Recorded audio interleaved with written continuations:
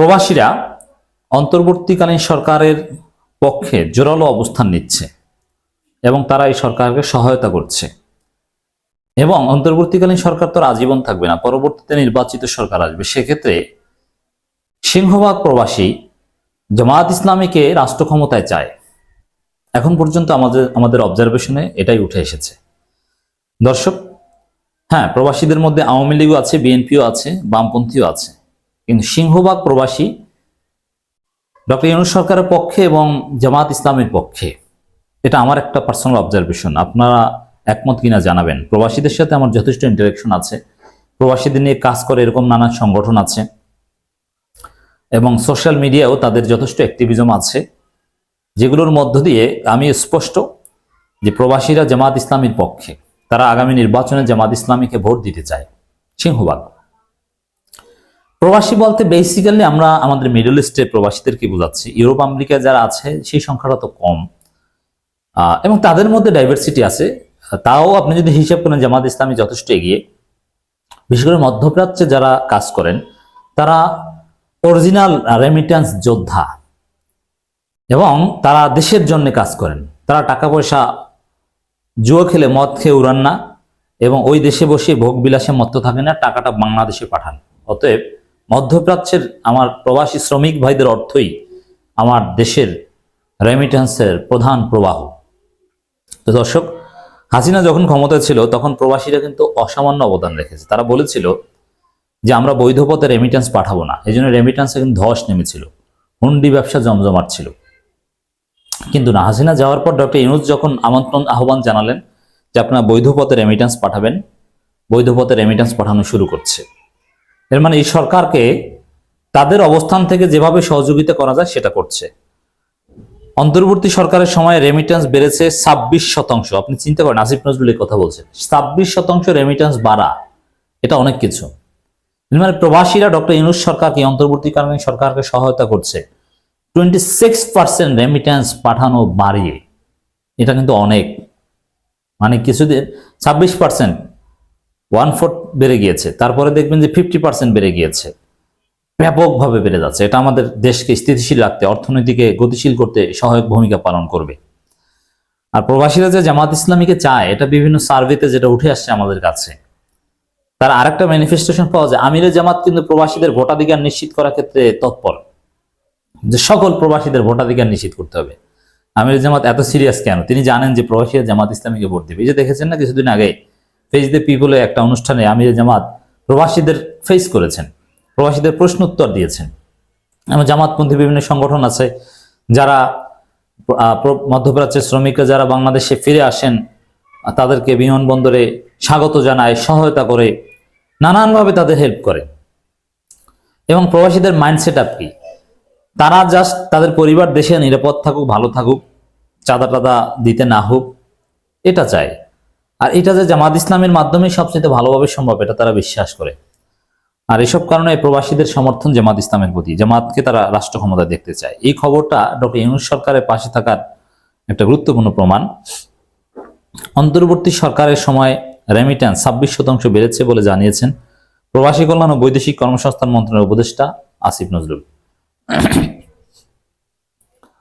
আসিফ নজরুল বলেন, আমাদের রেমিটেন্স 26% বৃদ্ধি পেয়েছে। প্রবাসীর অর্থনৈতিক গতিশীলতার প্রাণ কেন্দ্র। জুলাই আন্দোলনের সময় প্রবাসীরা কত বড় আত্মত্যাগ করেছে সেটা ভাষায় বোঝানো যাবে না। তারা পরিবার নিয়ে দুর্দশায় আছেন। আন্দোলন করে যারা ফেরত আসছেন তাদের ওয়েসেলের মাধ্যমে পাঠানোর চেষ্টা করব। তাদের দেশে কর্মসংস্থানের ব্যবস্থা রাষ্ট্র করবে। এটি হচ্ছে রেসিপ্রসিটি। প্রবাসীরা এই সরকার গঠনে সহায়তা করেছে হাসিনাকে তাড়াতে, এবং এই প্রবাসীদের পক্ষে এখন তাদের পাশে দাঁড়িয়েছে সরকার, এবং জামায়াত ইসলামী সংগঠন হিসেবে তাদের বিভিন্ন সহায়তা করছে। অন্য কেউ তাদের খোঁজ নিচ্ছে না। জামাতের লোকজন আমি দেখেছি এবং আমার ইনভাইটেশনে ছিল একাধিক জায়গায়, যে প্রবাসীদের রিসিভ করছে এয়ারপোর্টে, তারা যায়। তাদের পন্থী বিভিন্ন প্রবাসীদের সংগঠন, সরাসরি জামাতের ব্যানার যেতে হবে এটা জরুরি নয়, এবং প্রবাসীদের লাগেজ এগুলো এনে গাড়িতে উঠিয়ে দেওয়া পর্যন্ত সহায়তা করে জামাতের ছেলেরা, শিবিরের ছেলেরা। তো এটা একটা চমৎকার সিদ্ধান্ত যে প্রবাসীদের দেশে যারা ফিরে এসেছে বা চাকরি হারিয়েছে তাদের হয় অন্য দেশে পাঠানো কিংবা উত্তম কর্মসংস্থান ব্যবস্থা এই সরকার করবে। আমি একটা কথা কিন্তু বারবার বলি যে এই মধ্যপ্রাচ্যের শ্রমিকদের যে অবদান, এটা আমাদের মিডিয়া বা গবেষণা সংস্থা কিংবা টেলিভিশন ভাবে উঠে আসে না, কারণ তাদের হাতে মিডিয়া নাই। আর গার্মেন্টসকে গ্লোরিফাই করা সম্ভব, এই জন্য গার্মেন্টসের চাইতে প্রবাসীদের ভূমিকা বেশি, বিশেষ করে মধ্যপ্রাচ্যের শ্রমিকদের, কিন্তু সেটা গ্লোরিফাই করার লোক নাই। এটা হচ্ছে বাস্তবতা। দুবাইয়ে আন্দোলন করে মুক্তি পাওয়া বাংলাদেশিদের কর্মসংস্থানের ব্যবস্থা করা হবে বলে জানান উপদেষ্টা। এটা জরুরি করতে হবে, কারণ একটা পরিবারের নিয়মিত উপার্জন না থাকলে 1 মাস তার জন্য অপেক্ষা করা কঠিন, এই জন্য খুব দ্রুত করতে হবে। আমি যখন বিদেশে যাই, প্রবাসীরা ইসলামী ব্যাংকগুলোতে টাকা পাঠানোর কথা বলে। দেখেন, এইখানে আসিফ নজরুল বলছেন ইসলামী ব্যাংকগুলোতে টাকা পাঠানোর কথা বলে, ইসলামী ব্যাংকে টাকা পাঠানোর কথা বলে। জামায়াত ইসলামের প্রতি আস্থার একটা প্রমাণ ইসলামী ব্যাংকগুলোতে টাকা পাঠানোর সিদ্ধান্ত, এবং সবচাইতে বেশি রেমিটেন্স আসে ইসলামী ব্যাংক বাংলাদেশে। ইসলামী ব্যাংক শব্দটা বললেই জামাত ইসলামী চলে আসে, এটা ব্যাখ্যা করার কোনো প্রয়োজন নেই। তার হাড় ভাঙা পরিশ্রম করে টাকা পাঠান। ফেসিবাদের দোসর ইসলামী ব্যাংক থেকে হাজার হাজার কোটি টাকা পাচার করেছে, এই ব্যাংকগুলোকে টার্গেট করে পঙ্গু করে দিয়েছে। লাভ হবে না। ইসলামী ব্যাংকে এখন ব্যাপক ফ্লো, জনগণ আস্থা রাখছে, আবার জামাত ইসলামীর লোকজনের হাতে এই ব্যাংক গেছে। তিনি বলেন, আমরা পাসপোর্ট নিয়ে সমস্যা সমাধানের চেষ্টা করছি।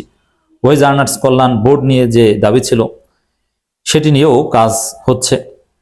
আমাদের সাপ্লাইয়ের তুলনায় ডিমান্ড বেশি। অনেক এজেন্সি আছে কিভাবে শ্রমিকদের ঠকানো যায়। যত বাটপাড়ি প্রতিষ্ঠান আছে তার মধ্যে অন্যতম বাটপাড়ি প্রতিষ্ঠান হচ্ছে আদম ব্যবসা। অতএব এই প্রবাসী শ্রমিক, এটা নামও দিয়েছি আদম ব্যবসা। এই আমার প্রবাসী শ্রমিক ভাইদেরকে বিদেশে পাঠানোর নামে যে বাটপাড়ি, এর বিরুদ্ধে সরকারের কঠোর হতে হবে। একজন ভাইয়ের টাকা যেন কেউ মেরে খেতে না পারে, এই বিষয়ে আমরা সোচ্চার থাকবো, সরকারকে সোচ্চার থাকতে হবে। এবং অপ্রয়োজনীয় লাভ, মাত্রাতিরিক্ত লাভ কিছু করবে, আপনাকে ভিসা প্রসেস বন্ধ কিছু করে দিবে, আপনার কিছু লাভ করবে, কিন্তু এটা লিমিট রাখে। যে লোক ধার করে কিংবা তার জমি বিক্রি করে বিদেশে যায়, তার কাছ থেকে মাত্রাতিরিক্ত লোভ করা তাদের মোটেও বাধে না। একেবারে সর্বস্ব নিঃস্ব করে দেয়, তারপরও তাদের অতি মুনাফা লোভ কমে না। এদের বিরুদ্ধে সরকার আশা করি কঠিন হবে। আসমিন নজরুল বলেন, 27টি দূতাবাসে আমাদের লোক আছে, আপনারা তাদের কাছ থেকে খারাপ ব্যবহার পান, এটা আমাদের কাছে খুব খারাপ লাগে। দূতাবাস পররাষ্ট্র মন্ত্রণালয়ের অধীনে, আমরা তাদের জানিয়েছি বিষয়টা, চেষ্টা করব আপনাদের হয়রানি কমানোর। এছাড়া প্রবাসীদের ভোটের জন্য আমরা সর্বোচ্চ কাজ করছি, এটা নির্বাচন কমিশনের ব্যাপার, আমাদের মন্ত্রণালয় থেকে সর্বোচ্চ চেষ্টা করা হবে। প্রবাসীদের জন্য সুদিন আসছে এবং প্রবাসীরা সঠিক সিদ্ধান্ত নিবে, সঠিক জায়গায় ভোট প্রয়োগ করবে ইনশাল্লাহ। তো দর্শক, প্রবাসীদের জন্য এই দুঃখ দুর্দশা কেউ লাঘব করেনি। এই প্রবাসের রাস্তা উন্মুক্ত করেছে জিয়াউর রহমান, আওয়ামী লীগ কিছু করেনি। জিয়াউর রহমানের অবদানে মধ্যপ্রাচ্যে আমাদের বাজার খুলেছে, হাজারো লক্ষ মানুষ মধ্যপ্রাচ্যে গিয়েছে। এখন তাদের সুদিন সুন্দর ব্যবস্থাপনা ফিরিয়ে আনবেন ডক্টর মোহাম্মদ ইউনূস সরকার। আমরা পরিপূর্ণভাবে সে আস্থা রাখি।